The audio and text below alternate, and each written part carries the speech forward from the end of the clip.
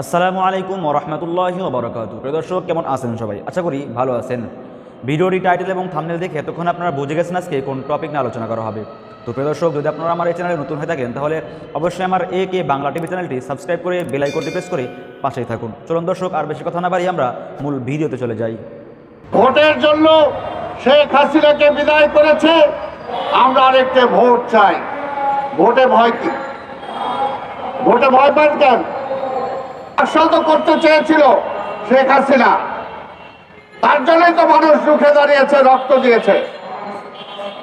সেই কারণে বলি, গণতন্ত্রের বিশ্বাস করি আমরা, আপনারা গণতন্ত্রে বিশ্বাস করেন। মানুষের ভোটের রায়ের উপর আস্থা রাখেন, ভোটের উপর আস্থা রাখে নাই। কেন রাখে নাই? কারণ সে আধিপত্যবাদী শক্তির পক্ষে এই দেশটাকে পরিচালনা করতে চেয়েছে। তাদের একটা বাজার হিসাবে এই দেশটাকে রূপান্তরিত করতে চেয়েছে।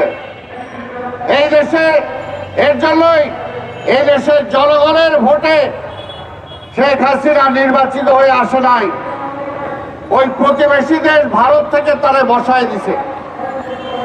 আমরা তো নির্বাচনই চাই, আমার অধিকার আমি চাই, জনগণের অধিকার জনগণ চায়। 15 বছর যাবৎ কেউ ভোট দিতে পারে নাই, আর বলেন ভোটের জন্যই কি পরিবর্তন নাকি? হ্যাঁ, ভোটের জন্যই তো পরিবর্তন। ভোটটাই তো আমার রাইট। আমি ডিসাইড করব কে রাষ্ট্র পরিচালনা করবে, আমি ডিসাইড করব কোন ব্যবস্থায় রাষ্ট্র পরিচালনা হবে। কোন ব্যক্তি বা কোন গোষ্ঠীর ইচ্ছায় হবে না। যেমনি আওয়ামী লীগকে আমরা তাড়িয়েছি, আওয়ামী লীগ এই দেশের জনগণের ম্যান্ডেট দিয়ে আসে নাই, জনগণের চিন্তা চেতনা ছিল না। জনগণ জাহান্নামে যাক, অন্য দেশের স্বার্থ পূরণ হইল কিনা সেটাই ছিল বড় প্রশ্ন। তাই আজকে পরিষ্কার কথা ভাই, আমরা গণতন্ত্রের জন্য লড়াই করছি। গণতন্ত্রের জন্য ফ্যাসিবাদ হাসিনাকে বিদায় করেছে, ভোটের জন্য শেখ হাসিনাকে বিদায় করেছে। আমরা আরেকটা ভোট চাই। ভোটে ভয় কি?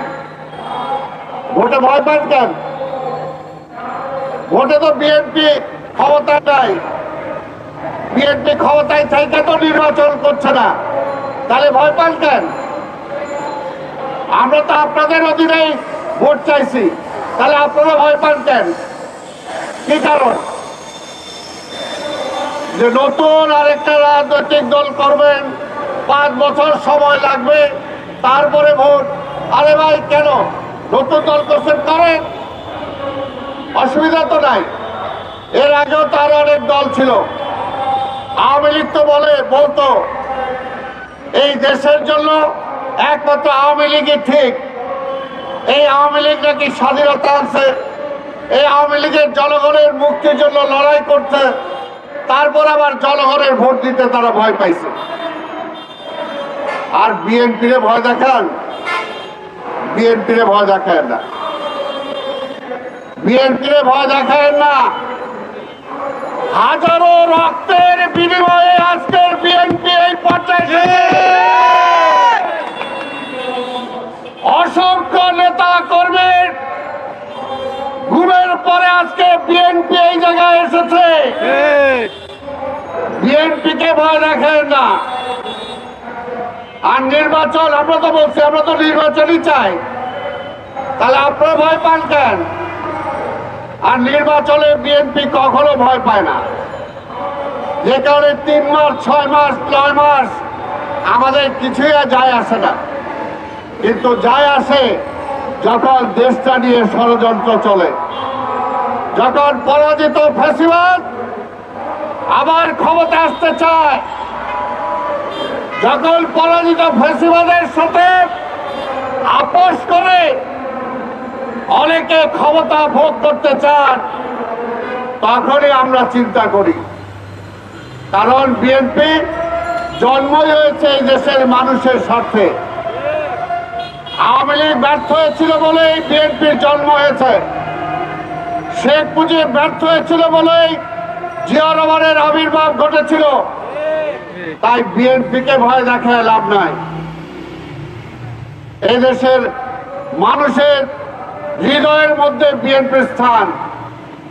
আওয়ামী লীগ বহু চেষ্টা করেছিল বেগম খালেদা জিয়াকে মেরে ফেলে বিএনপিকে ধ্বংস করার জন্য, তারেক রহমানকে মেরে ফেলে বিএনপিকে ধ্বংস করার জন্য, ইলিয়াস আলী, চৌধুরী আলম সহ শত শত নেতা কর্মীকে গুম করে দিয়ে, সালাউদ্দিনকে গুম করে প্রতিবেশী ভারতে পাঠিয়ে দিয়ে তারা মনে করেছিল বিএনপিকে ধ্বংস করে দিবে। বিএনপি চুলও ছিঁড়তে পারে নাই, কারণ বিএনপি জনগণের জন্য আছে। বিএনপি ক্ষমতার জন্য রাজনীতি করে না। ক্ষমতার জন্য রাজনীতি করলে বেগম খালেদা জিয়া প্রধানমন্ত্রিত্ব ছেড়ে দিতেন না। বিএনপি ক্ষমতার জন্য রাজনীতি করলে এই 5ই আগস্টে অন্যান্য রাজনৈতিক দল বলেছিল বিএনপি সহ জাতীয় সরকার গঠন করার জন্য, কিন্তু বিএনপি বলেছে না, আমরা নিরপেক্ষ সরকারের অধীনেই আমরা নির্বাচন করে ক্ষমতায় যেতে চাই। জনগণের অধিকার জনগণকে ফিরে দিতে চাই। বিনা ভোটে আমরা ক্ষমতায় যেতে চাই না। শেখ হাসিনা স্বরাষ্ট্রমন্ত্রী সহ অনেক মন্ত্রণালয় বেগম খালেদা জিয়াকে বলেছিল নেন যে কয়টা মন্ত্রণালয় চান। বেগম খালেদা জিয়া মন্ত্রণালয় চায় নাই, ন্যায়ও নাই। তাই ভাইর আমার পরিষ্কার কথা, 3 মাস হোক, 6 মাস হোক, 9 মাস হোক, আমাদের দাবিটা কি ছিল? পরিষ্কার, যে আপনি সংস্কার করতে চান করেন, কি কি সংস্কার করতে চান বলেন। এখন পর্যন্ত সংস্কারের নাম গন্ধই নাই। দেন আপনি পাশাপাশি নির্বাচনও চলুক, পাশাপাশি নির্বাচনের কার্যক্রমও চলুক, পাশাপাশি সংস্কারও চলুক, অসুবিধা কি? আবার নির্বাচিত সরকার এসে যাতে বাকি সংস্কারগুলো করতে পারে সেই ম্যান্ডেটটা আপনারা দিয়ে যান। আলোচনা করেন সব রাজনৈতিক দলের সাথে, কোনো আপত্তি নাই, কিন্তু দেশের এইরকম ঘনঘটার সৃষ্টি করেন না। আমরা দেখতে পাচ্ছি সীমান্তে উত্তেজনা, কি কারণে? আবার নতুন করে জনগণের মাঝে কেন উত্তেজনা ছড়াচ্ছেন? কেন ছড়াচ্ছেন? আমরা তো উত্তেজনা চাই না। এমনি জিনিসপত্রের দাম কমে নাই, বিদ্যুৎ, পানি, গ্যাসের দাম কমে নাই। মানুষের আজকে কি অবস্থা? খেটে খাওয়া মানুষের, মধ্যবিত্ত মানুষের